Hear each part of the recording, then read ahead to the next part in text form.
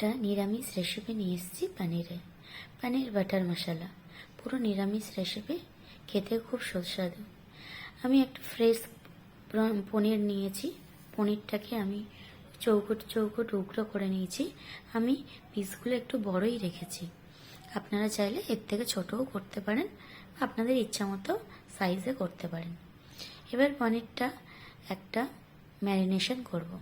একটা বাটিতে সর্ষের তেল, তাতে শুকনো লঙ্কার গুঁড়ো, হলুদ গুঁড়ো, জিরে গুঁড়ো, ধনে গুঁড়ো, স্বাদ মতো অল্প একটু নুন, কাসুরি মেথি আর জল ঝরানো টক দই দিয়ে আর একটু গরম মশলা দিয়ে আমি পনিরটা ম্যারিনেট করব। পনিরটা মশলার সাথে মাখাবার পর টমেটো ক্যাপসিকামটাও আমি ওই মশলার সঙ্গে মাখিয়ে নেব। এইভাবে মাখিয়ে আমি প্রায় 1 ঘন্টা রেখেছিলাম।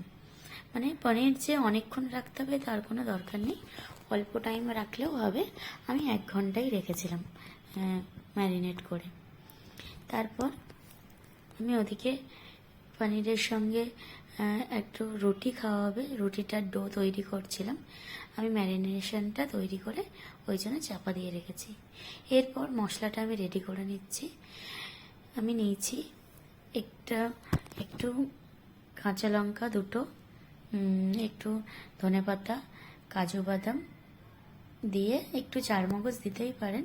চারমগজ দিলে আমাদের একটু হজমের প্রবলেম হয়, তাই আমি চারমগজটা দিই না। আর একটু পোস্ত দিয়ে আমি পেস্ট করে নিয়েছি। তারপর কড়াইতে বাটার দিলাম 1 চামচ, দিয়ে তার মধ্যে লঙ্কা গুঁড়ো, হলুদ গুঁড়ো, জিরে গুঁড়ো, ধনে গুঁড়ো সব কিছু মশলা দিয়ে দিয়েছি। আদা গ্রেট করে দিয়েছি।